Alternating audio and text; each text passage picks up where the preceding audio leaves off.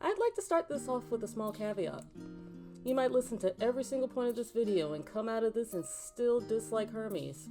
And you know what? That's fine. The point of this video is not to convince you that you cannot dislike Hermes. This response video is in regards to the specific arguments being made in this video, and why the exclusion of information that the game gave you led to a poor argument from Scribe. He doesn't even touch this conversation. He doesn't even touch it. Ah!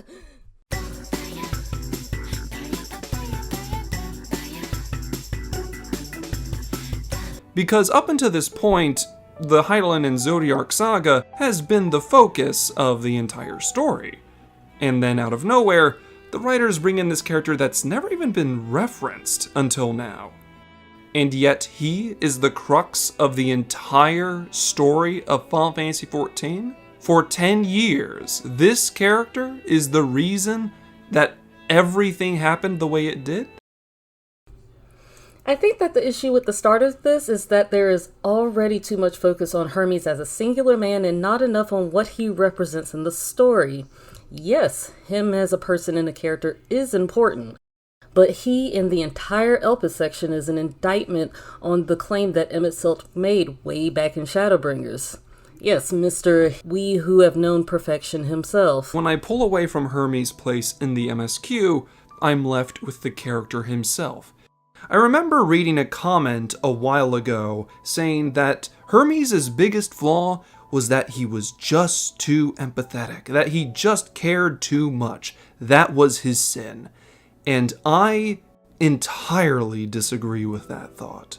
Because no empathetic person I've listened to has ever said, you know, the world isn't perfect, so let's burn it all.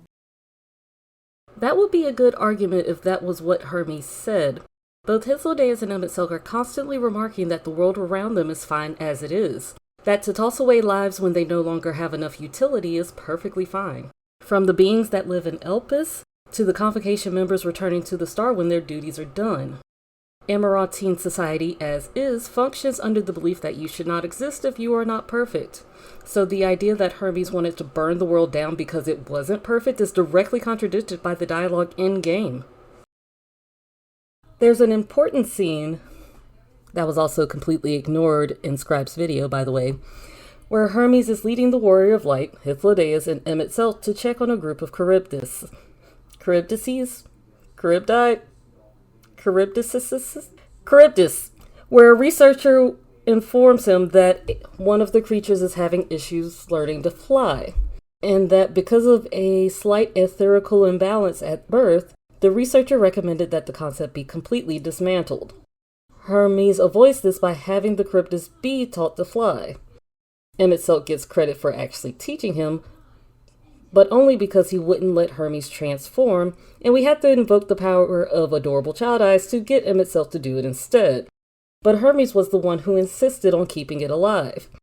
Hermes fought for a life that was deemed imperfect and was going to be put to death. Now that the Charybdis was here, he wanted to do his best to take care of the being that existed. It's not the perfect that Hermes fights the hardest for, and that's consistent throughout all of Elpis. His mental instability is showcased as early as the scene where he mourns the beast you've put down. In my playthrough, this entire cutscene was one massive red flag to me. Here we have Hermes mourning the passing of a creature that was never truly alive in the first place. To you. Part of Hermes' entire point is that he believes that the ancients should not get to decide whether something is alive. There's a reason he dodges giving his own answer when you have the option to ask if Medion is an arcane entity or a living being. He defers to saying that it's up to the Convocation, but if you actually look at how he acts the entire rest of this section, you already know how he feels. It doesn't benefit Hermes to be an emotional, sympathetic person in Elpis. He could perform his research much easier by moving about the facility as a purely logical being like everyone else, which is why I don't understand the point being made that he feigned his empathy. What did empathy get him other than isolation? This would be like if I suddenly mourned the loss of a chat AI bot that I created. It wasn't alive. It simply repeated the data that I put into it, and I can make as many of them as I want. So the fact that Hermes was reacting like this to something akin to a chat AI mod should have concerned a lot of people. This isn't empathy. Hermes is forcing his idea of life onto the creature. He isn't empathizing with it because there's nothing to empathize with. It's all internal, and that is dangerous. Stop. I don't get this argument at all. Concepts created by the ancients are made by design, but that doesn't mean that they don't have personality or emotions. Medion shows emotions in not just as a reflection of the emotions of others. There are more than enough examples of that within the Elpis storyline. Argos refuses to clone himself for you because he doesn't know you, even though its master Venat asks it to. The Charybdis that learns to fly spins around happily before we leave it. Boiling the creatures of Elpis down to AI bots is absolutely wild to me. Hermes erased the Lycaon's memory several times and they still turned out a way different than the so-called data that they were given. We make an effort to spare them the pain, but they sense what awaits. Rage and anger and cower in fear, and it is not beautiful.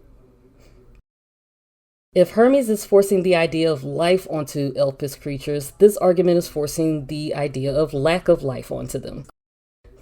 Scribe says he's faking his empathy, and this doesn't make sense if he genuinely believes that Hermes holds these ideas of what life is.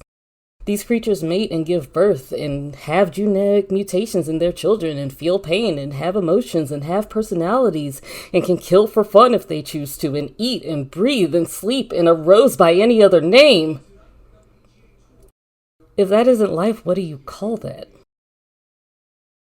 You have to ignore so much to say that everything we saw is nothing but code, that there's nothing to empathize with, that these creatures are nothing more than magical zeros and ones.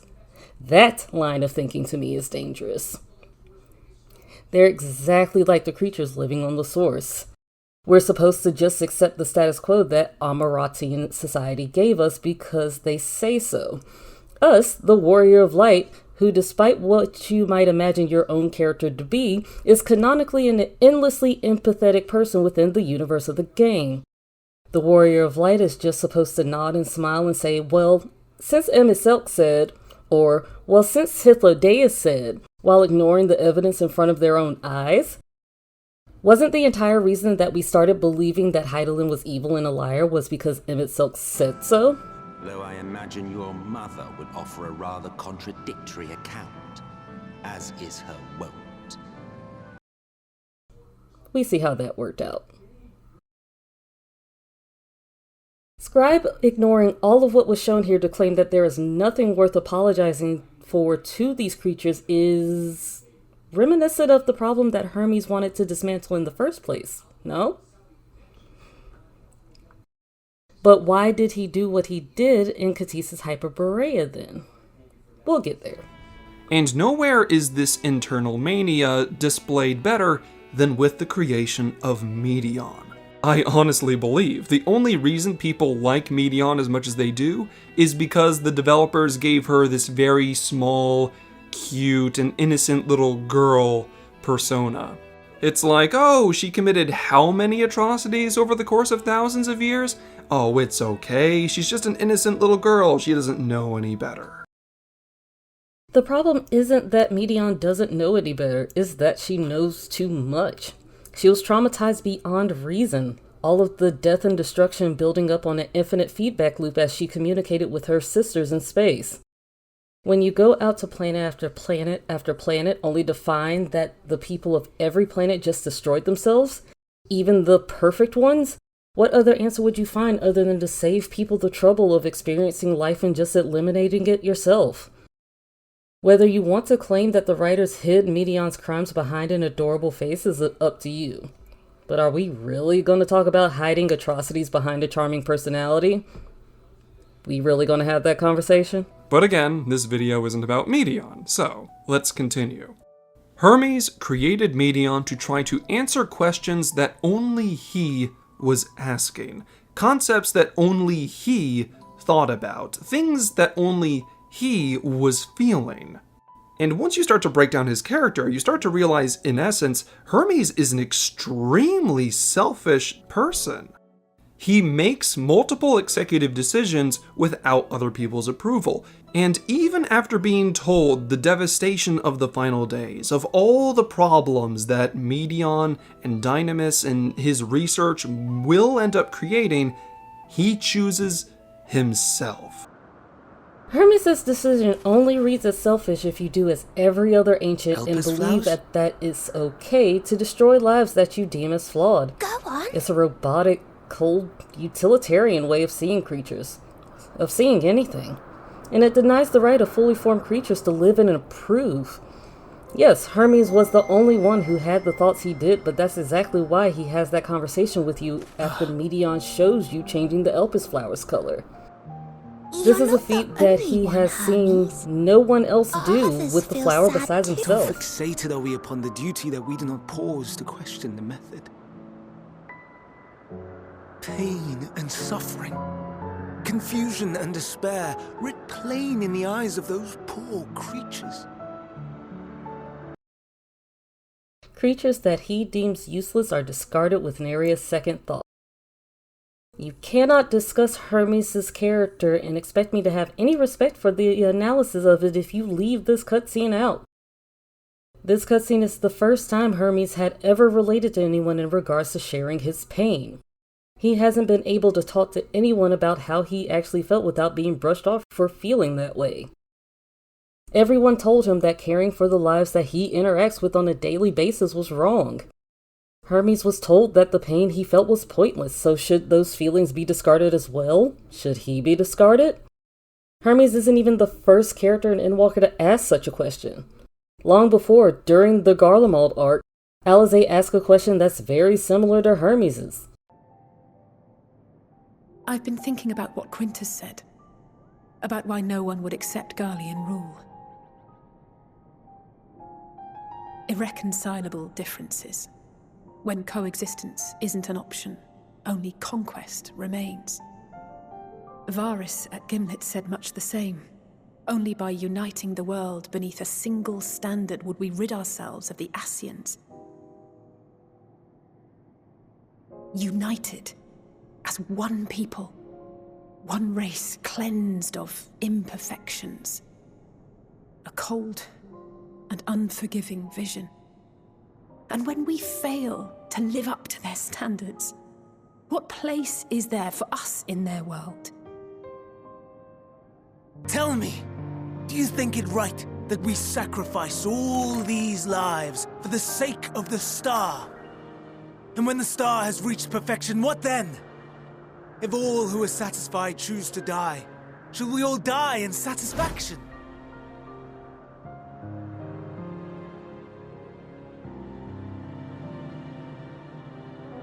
I do not know. What place is there for the imperfect? If you choose to fight for your home instead of abandoning the world to its fate, the Sharlayans disown you.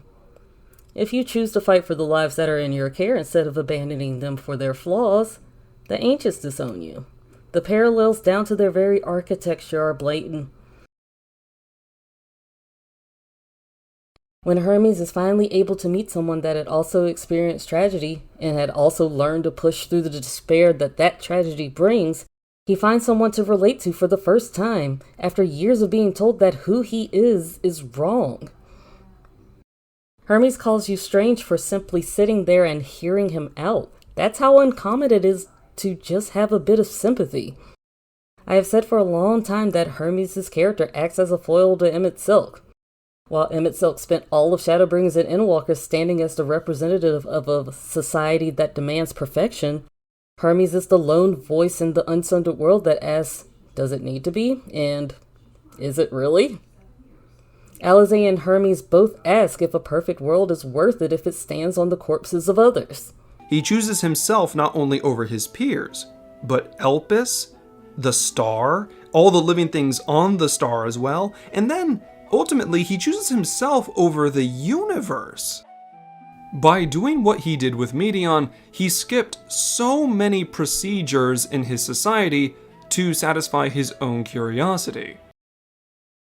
A lot of this is going to come from my own interpretation, I admit, as is the majority of this video, now that I think about it. But I fully believe that none of what he did with Medion was out of sheer curiosity.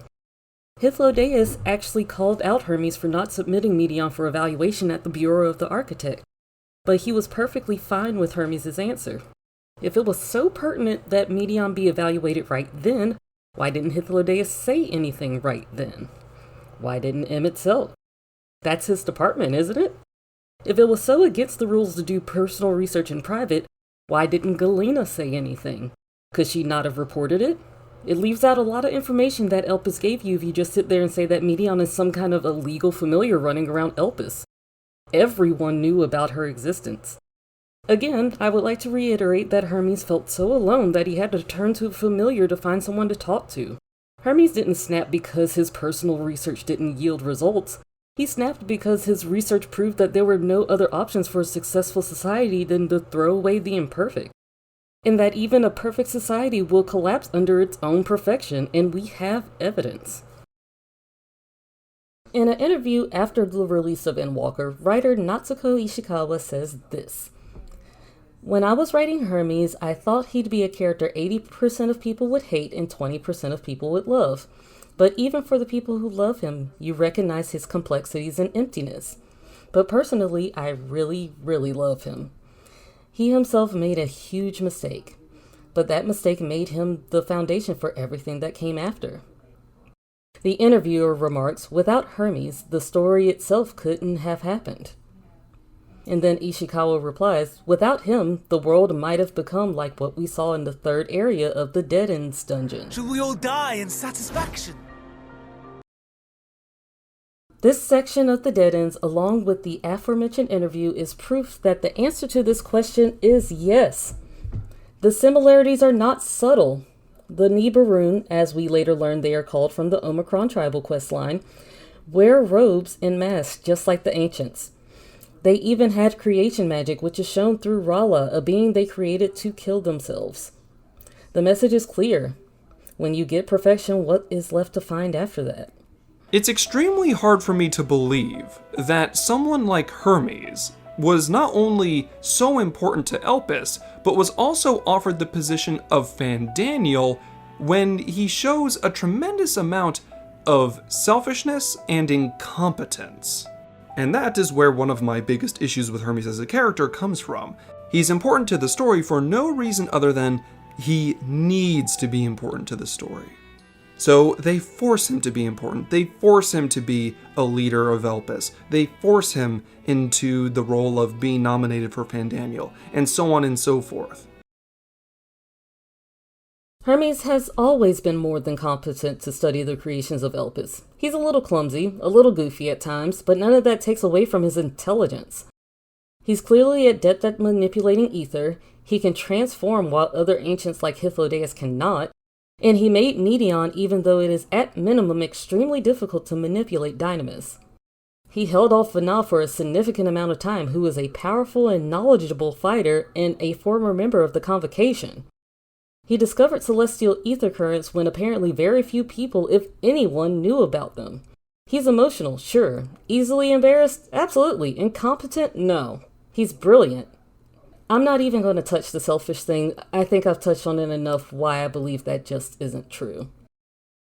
But since Scribe's video is here at the top of Katisa's Hyperborea, I'll slightly switch subjects. Why did Hermes decide to let the final days happen? This is probably going to be the most controversial opinion in this video. But did anyone notice exactly when Hermes decided to chain us up? As desperate as he was for just a little good news about the state of other races, he's just as distraught as everyone else when he finds out that there was nothing else out there to find. So why did he choose right then to let Medion escape? Does anyone remember what was said immediately before this? Who are you to decide our fate? To decree we live or die? This. This question right here, in my humble nobody opinion, is what set Hermes off. Emmett Silk is one of the few people who see Hermes at his most emotional and vulnerable. He has spent enough time with Hermes to know how Hermes feels about the lives of creations, and Hermes has spent enough time with Emmett Silk to know that their opinions would always be at odds. I'll say it plain. Emmett Silk's question was audacious, given everything that he now knows. How dare he question what Medion is doing when the ancient society has been doing the same thing for nigh on eternity? Ancients are allowed to kill anyone they deem imperfect, but Medion can't? Rage and anger and cower and fear. Now they get to know what that is truly like. Hermes tried and tried and tried to show the value of imperfection, only to have his heart pushed aside for the sake of utility. So now they get to feel the same fear that Hermes has had to witness forever. Even Hermes agrees to feel that same fear because he erases his own memory as well. Emmett Silk's question was proof that he, and the society at large, still didn't get it. And in his already fragile state, Hermes had had enough. Emmett Silk was the last straw. Now, you may say, SK, you may say all that, but Hermes didn't have the right to decide that for himself. Here's the thing, dear viewer. I agree with you. But Medion was also possessed of her own free will and decided on her own to even start the process of wiping out the universe. He didn't have the right to choose the fate of Atheris. But that's the job he was given, wasn't it? He was told by the society that their way was the only way. He was told by the universe that any other way meant death. Everything was telling him that he was right to call himself an aberration. The despair of that ate him alive. It's tragic. It's sad. The one person in Elpis that was willing to work with the flawed, to show patience and empathy to the imperfect, that was willing to allow the flawed to grow. And he finally got broken. To see a sympathetic soul grow cold is the saddest thing to see in the world. The ancients wanted a purely logical, cold, unforgiving Hermes, and they got it. Who the heck keeps nominating someone like this for positions of power? I'm starting to call the hierarchy of the ancients into question tremendously. But honestly, my friends, I would be able to forgive all of this. Literally all of it. If the MSQ wasn't so insistent on trying to make me empathize with a maniac. At multiple points in the MSQ, the story tries to frame Hermes as this tragic character that maybe in another life you would have been best friends with him or something. But since he is the character that causes all the problems in the Final Fantasy XIV universe up till now, there is no reality in which I can agree with that. He selfishly created Medion. He let her go. He stopped the heroes from preventing a calamity. That's not a good person. So why the MSQ keeps trying to insist upon forgiving him is beyond me, because this isn't some person who slighted the people of Atheris. This is someone who ultimately would have doomed the entire universe. Hermes cutting himself off from his own empathy is tragic. Such a gentle soul could have been friends with my warrior of light. And we're just excluding Fandaniel from this convo. Agreed? Agreed. Both Hermes and the Warrior of Light, at least at the beginning of the Elpis arc, are staunch defenders of life. Even flawed life, even scary life, until they can no longer do it. Heck, there's a scene very early in Endwalker showing sympathy for the same broken mindset that we witnessed take shape in Elpis. Fandaniel wants to die and take everyone with him in an orgy of pain and suffering. An utterly vile and unforgivable idea.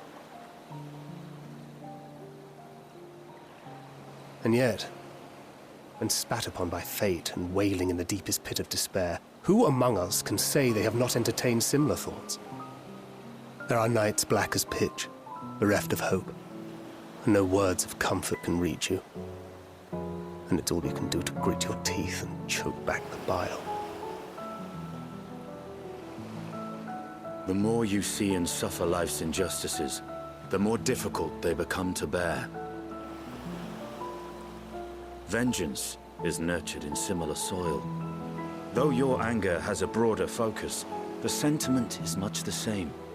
A fervent desire to destroy others, to see them drown in torment, as you have. That about sums it up. The will to endure is not always as strong as the urge to burn it all down and salt the earth. Survival be damned. It's a struggle, often close and brutal. The game is telling you to care. Over and over and over again. To suddenly isolate the Elpis arc as if it isn't carrying the same message as the rest of the game is a stark lack of thematic analysis. And Hermes' final decision is the catalyst for why Vana goes on the path that she does. Because she had sympathy for Hermes' pain. Because she disagreed that lives should be sacrificed to create Zodiark. That society built by the ancients would rather put their pain onto others by sacrificing their lessers rather than acknowledge their own pain and lean on each other to build a better world, which is exactly how they got into the situation they're in the first place. By pushing aside any feelings that had no utility, both their own feelings and that of others, by not reaching out to help others who needed it, by not truly caring about each other as people and their creations as beings with their own thoughts and feelings. This society made Hermes. This test that they were given is something that was inevitable regardless of Medion's existence. And the only thing that ultimately saved the world was love for the imperfect. Endless, enduring, empathetic love. So when I saw Hermes in that final Endwalker illustration, I groaned so hard. I thought to myself, here are all these interesting, well-developed characters that I've come to love over the years, and then here's this moron who was rushed into the story, made the crux of all that's wrong in the MSQ, and then I'm just supposed to be okay because, oh, well, you know, he was sad. I think the biggest flaw with this video is that it makes the cruel and I think unfounded overall thesis that Hermes' sympathy and empathy are fake, because he later turns around and lets Medion go.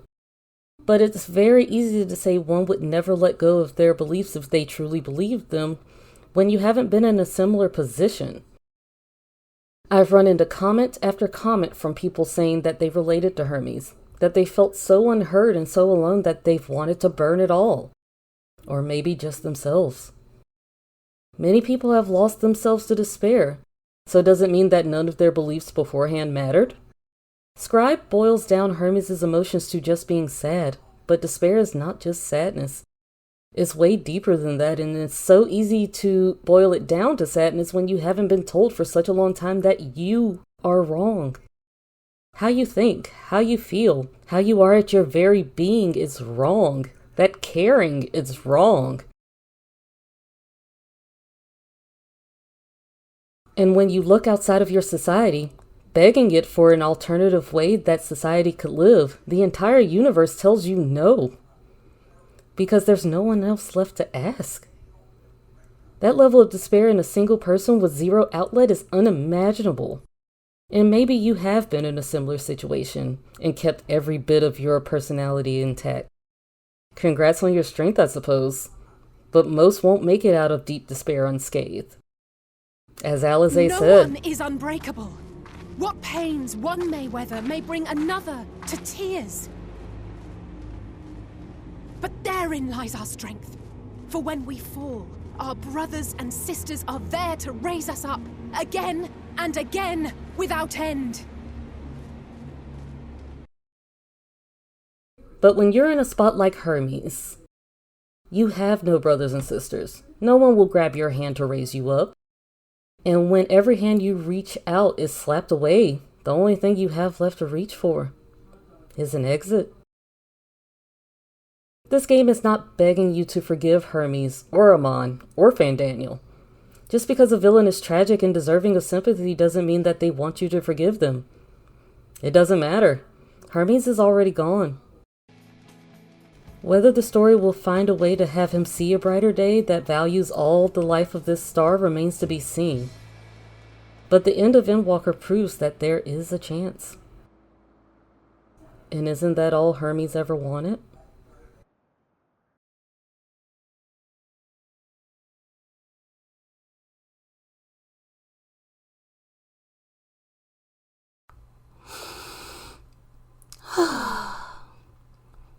So, where does this leave us? Do I think Scribe is a terrible YouTuber who I hate as a person and he's awful and all this other stuff? No. It is just he stated his opinion on his video and I am just responding to that, and that's it.